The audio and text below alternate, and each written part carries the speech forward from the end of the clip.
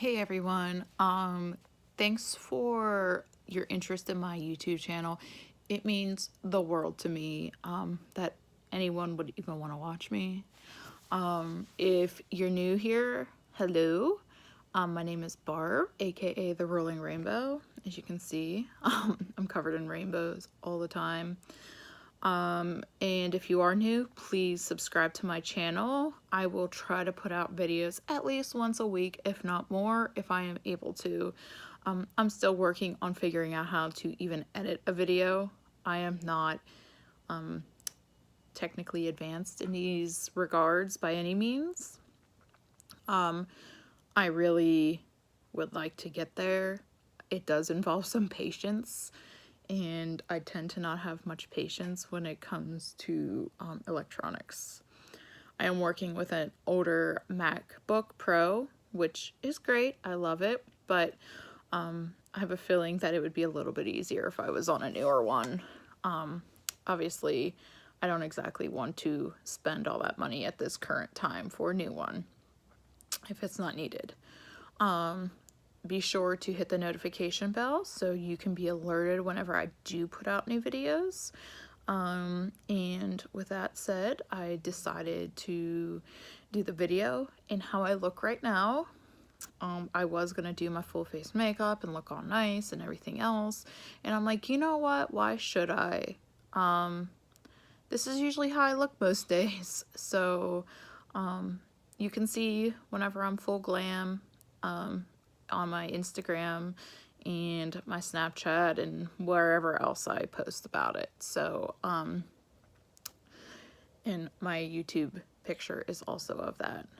So again, this is usually how I look. So if you don't like it, I don't know what to tell you.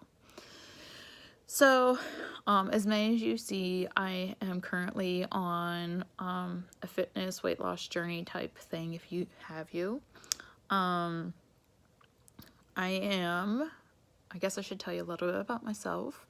My name is Barb. I live in the mountains of Pennsylvania in the middle of nowhere. There's lots of snow here, cold weather, cold temperatures. It's hard to live life in a wheelchair in this environment. Spring and summer and fall are a lot better for me, for sure. Winter is a month that just really is depressing for me. I don't like to leave the house just because it's such a headache to leave the house. Winter is not handicap friendly at all. So I will go over those struggles at a later date. I plan to do a video on it. I am, well, all these years I thought I was a T11, T12 spinal cord injury. And that's what I told everyone. But I just recently learned last month that I am a T10 spinal cord injury, which makes a lot of sense to me looking back at my everything. So my T11 and T12 vertebrae were shattered. That's why I guess I thought I was a T11, T12 spinal cord injury, but I am in fact a T10. And I was involved in a vehicle accident whenever I was 21 years old. I hit a patch of black ice, which I don't know, some people here are from the desert.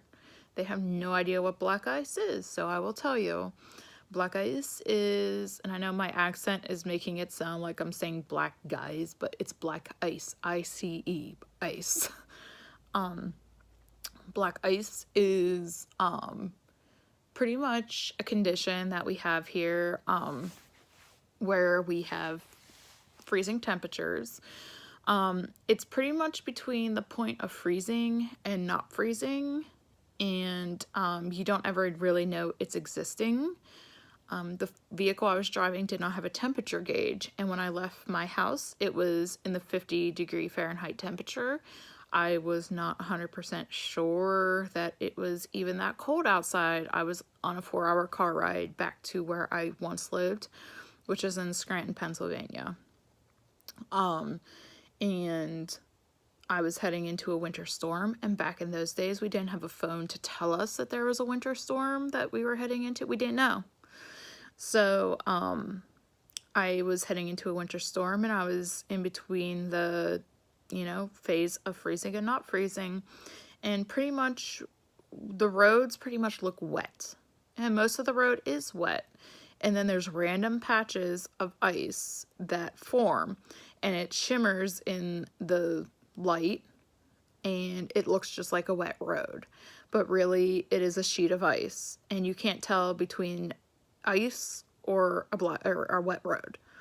So pretty much when you're driving and it's like what freezing temperatures here in Pennsylvania, you don't know if it's ice you're driving on or a wet road.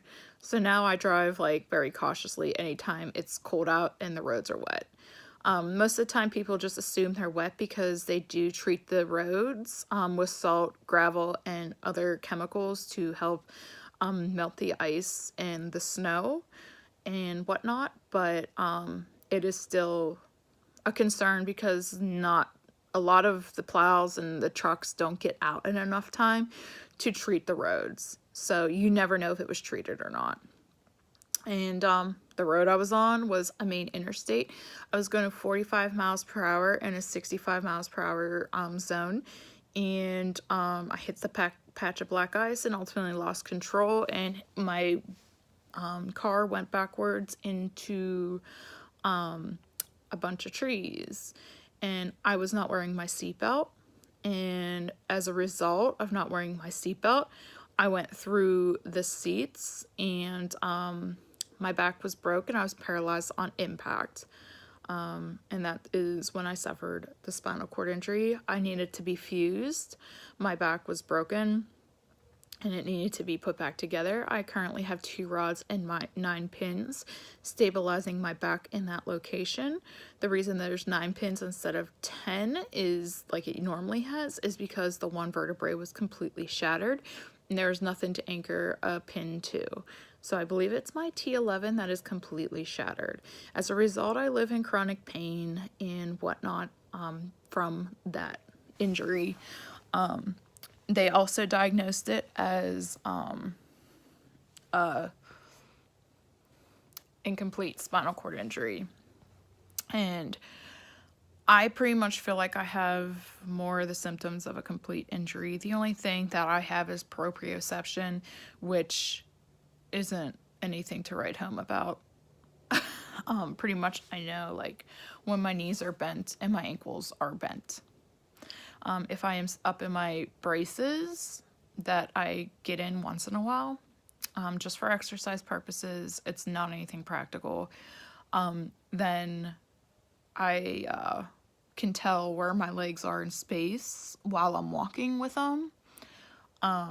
But again, it's not anything practical. I'd much rather, have the incomplete injury where you can have bowel or bladder control or feel your legs still or, move still. I'd rather that incomplete injury.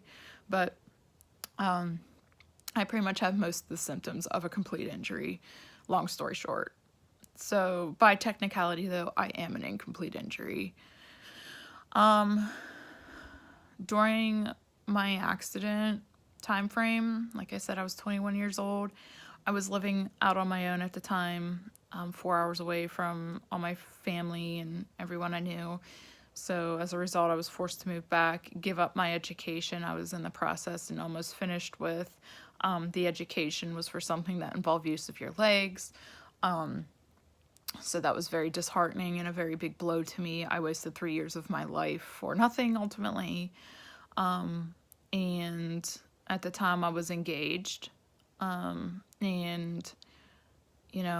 it was just a very hard time. As most people know, after an injury, you're so out of it and you're not even sure what this is. And you're like, oh, this isn't permanent. I'm going to be fine, whatever. And, as time went on, it was like, obviously I'm not going to be fine. Obviously I'm not going to get better. And, you don't really want to hear that. You want to work your butt off so you can be fine one day. That's my house phone. Sorry, ignore that. And, that's pretty much where my goal was. I'm going to do physical therapy till I can't anymore. And I'm going to walk again. And like I said, I have braces and I can walk with these braces. Again, it's not anything practical at all. It's more I do it for exercise purposes at this point in time, but I was hoping that I would be able to walk one day with them. And it just wasn't going to happen. My physical therapy was discontinued due to not progressing. Around that time, my mother died, which was really a big blow to me. My one main supporter, my rock, everything, just gone like that. And it was unexpected in her sleep as well. She was only 62. And, it just was a very hard time.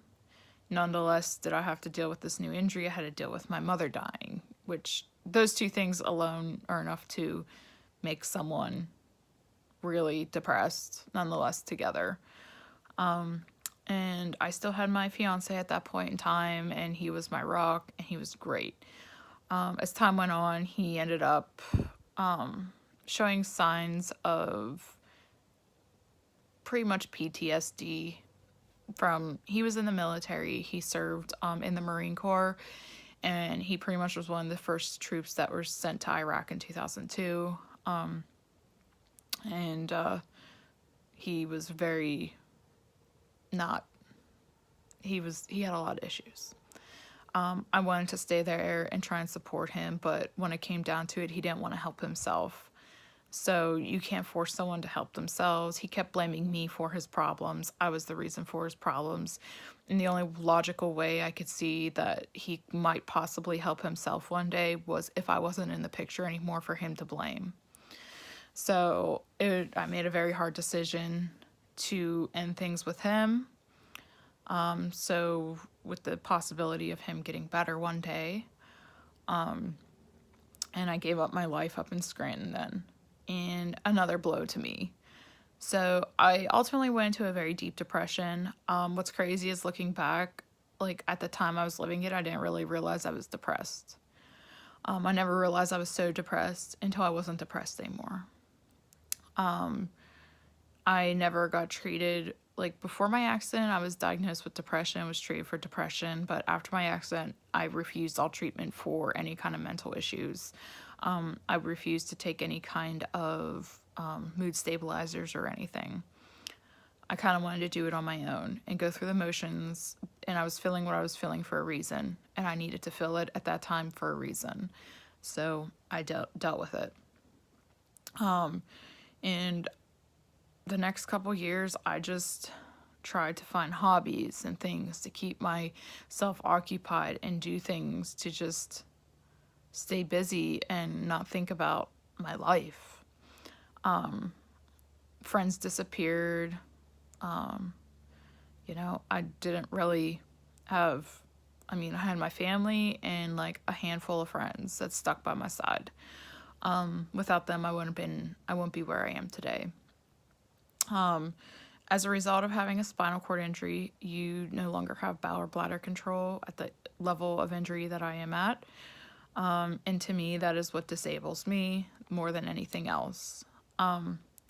If you are a male with a spinal cord injury, you have it a little bit easier than a female. I still have lots of issues with my bladder. Because I'm an incomplete injury, I don't retain. So I am constantly peeing myself. It's a constant thing. Nothing we tried has worked. My bladder just is a piece of crap, pretty much. So I went to have a consultation with some doctors about having a bladder reconstruction surgery. And long story short, they told me that I was too fat then. Because of my injury and my depression I was in, I went to food and I gained a lot of weight because I'm sitting on my butt. And that's what happens when you sit on your butt, is you gain weight. It ultimately disabled me more looking back at it. And it was a very, like I said, hard time, and I didn't know how to get out of it. So when they told me that, it kind of was like, I need to do something. So I took all the measures that I needed to and did everything I had to get on with, losing weight. And it was a very hard time. I didn't enjoy the ride at all. It's very hard to watch your diet very strictly.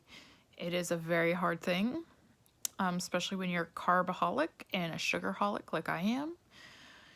It's a very hard thing. And I started at the gym, and I found an amazing trainer who kind of took me under his wing and helped me along the way come up with exercises to do at our bare bones gym. I would always get discouraged when I'd get on YouTube and stuff. I'd see girls that are very tiny doing these exercises and doing these things like it was super easy. And I'm like, you know what? Like, my body is not shaped that way. I am a 6 foot tall girl, and I am a big girl. I always say I'm built like an Amazon woman, and these girls are not. No matter what I do and lose however much weight I want to lose, I'm still going to be a big girl. That there's no way around it. And I know there's other girls in my scenario that feel the same way. The girls in the spotlight with this injury are so little and tiny, and it doesn't stop me from anything. Well, yeah, because people can pick you up and take you wherever. But when you aren't tiny, no one's picking you up and taking you wherever, because people can't pick you up, Even now that I lost all this weight, people still have a hard, they can't pick me up individually, It's still just, I'm a big girl. And I don't think there's anything wrong with that. That is my anatomy. That is my shape. I have an hourglass figure. I'm pretty much shaped like Kim Kardashian in that regard. I have huge hips and thighs, and a butt. So when I'm sitting, I look bigger than I probably am if I was standing. And again, it is what it is. And I have to accept that that's the shape of my body. So seeing these videos of these girls doing these things, it's like, okay, but what about, bigger girls? What can we do?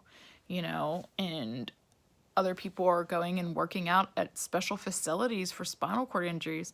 I live in the middle of nowhere. We don't have any of that stuff here. Let me tell you, I'm like the only probably spinal cord injury in a couple miles, good 20-mile radius, if not more, so there's not much going on here. So the fact that my trainer was willing to make this gym be accessible as possible for me and to work with what we had to make it work for the workouts I needed was awesome. And all it took was a little bit of thinking and creativity. And that's why I decided to start putting it up there, because I know that there's girls like me out there that are feeling just as discouraged as I did. And they're feeling alone. And there's no reason to feel alone. It's a very real thing. And anytime I post anything publicly about me, having struggles, the people in the spinal cord injury community were ruthless. They were like, oh, get over it. Oh, just do what you have to do. Oh, you shouldn't be using a transfer board. You should be doing this. You should be doing that. And you know what? Just because that worked for you doesn't mean it's going to work for someone else. Everyone's body is different. Everyone's abilities are different. Everyone's situation is different. And it's not fair to judge one spinal cord injury to the next. We're all different. So, I kind of was very discouraged by the spinal cord injury community then. I was like, really? What is going on? Like, why are people so rude and not understanding? I don't understand it. Where I live, there's not many of us, so I'm alone. I had to figure out all of this alone. I had no one to help instruct me, give me guidelines, give me tips, nothing. I did all this on my own. And for that, I actually am very happy and proud of myself. Yeah, it may have been a decade or whatever, but I don't care. I did it on my own. I figured it out on my own, and I figured this whole life out on my own. No one helped me. I can't give anyone credit for it. It's all me and my work. So I just want other women in my situation to know that you're not alone. It is a lot harder, I feel, personally, to be a spinal cord injury when you are a female, because by nature, women have stronger leg muscles. Our leg muscles are dead. By nature, we don't have strong arm muscles, so we have to put in a little bit more work than a guy does to strengthen our upper body, because our upper body is just not really meant to be that way by nature. And, if you're a curvy girl like me, you're even more top or bottom heavy, so you have to make your arms even stronger to deal with that extra weight you have to naturally pick up every time you transfer. And for that reason, I can transfer without a transfer board. Don't get me wrong, I can do it. I know I can do it. I just prefer not to do it for safety reasons. And ultimately, it was told by my back surgeon to use a transfer board, so I don't mess up my back even more than it already is. Pretty much, when you throw yourself around like that, you're messing up the hardware in your back, because your back is paralyzed. Your bones pretty much have osteoporosis at that point after a few years, and they're easily breakable, and because you can't feel, you don't know if you're breaking them or not. And I'm gonna need another back surgery soon in my lifetime, so I don't really want to have brittle bones that are broken when he goes to drill them in to stabilize them. So I'd much rather take care of my body by using a transfer board. Is it a pain in the ass to carry around? Yeah, but I'd rather have my body be protected and not accidentally fall and break my leg or hurt my back more, or, whatever. It's a safety issue at that point for me. If I'm having a day there when I'm in more pain and I just transfer wrong, all it takes is one little wrong move or slip of your hand and you're going down. So I just much rather be safe than sorry. That's why I use a transfer board. And it seems like people in the spinal cord injury community hate on people for using them, and it's like, why? If you don't want to use one, it doesn't work for you, great, but why are you hating on someone else for using one? To me, it's a tool just like your wheelchair, and you use it whatever works for you. And if there's girls that are, curvy and stuff and they have a hard time transferring, don't be scared to use that transfer board and own it. Dude, do you. Don't let anyone's opinions or what they say about you affect how you need to handle your own life and your own disability. Again, everyone's disability is different. Don't compare yourself to anyone else's at all. When you compare yourself to other people's, you're just looking for disappointment. So, long story short, all you girls out there who are, feeling discouraged because of having a spinal cord injury and your anatomy the way it is, and, having the bladder issues that we have, because it's a lot different having bladder issues for girls than it is for guys. We don't have condom catheters. We don't have our stuff right in our lap to easily cath. Ours is a very hard place to get to. And to do it sterilely, it's even harder. So, it's a little bit different ball game altogether. And that's why I'm looking into getting this bladder reroute surgery.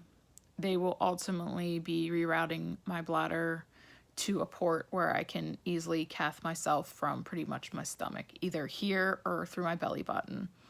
I need to go for consultations yet. I do plan to talk about it very openly on here, of my journey and whatnot, because I think it's important to put out there.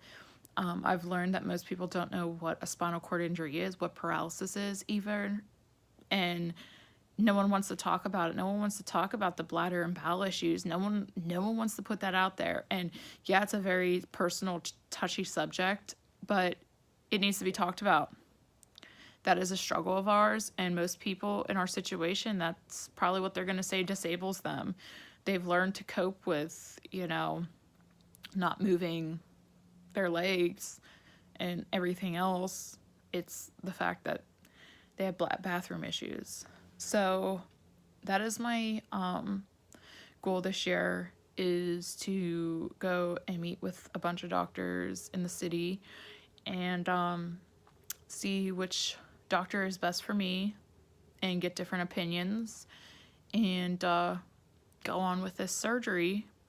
And I'm terrified, but it needs to be done for me to live a productive life for me. And, you know, again, a lot of people with spinal cord injuries hate on people for having this surgery. And it's like, dude, if it's not for you, then don't do it. Like anything in life, like, why does it matter what I'm doing? You know, and there's other people in my situation who are feeling just as lost. I know there are. And you're out there like feeling lost and alone. And it's not fair, you know, that we have to be silenced. And I don't plan to be silenced. And I plan to be very loud and vocal about this because it needs to be done. And, you know, maybe I'm going to get backlash for it. Maybe I'm not. But whatever the case, I can handle it. I'm secure in who I am as a person. I'm secure in everything about myself. No one can really tear me down at this point. I've heard and dealt with a lot worse in my life. So, if by any means any females out there want to reach out to me, I have everything linked down below of, you know, all my different media platforms. Where I hope to post, you know, my life and be more interactive and what have you. So, you know, this was just a basic introduction video and saying what my injury is and what my goals are. I'm sorry it's almost 30 minutes long, but if you actually watch this long, then congratulations. If not, then oh well, you're lost. So, yeah, with that being said, I will again post more videos like this, and get used to this look of myself because this is usually, you know, my basic look every day. My hair's always a wreck. I just have horrible hair that I can't do anything with, so. But, yeah, well, thank you, for watching if you did in fact watch it, and again, be sure to subscribe and hit the notification so you can get notifications whenever I newly upload something. Alrighty, take care.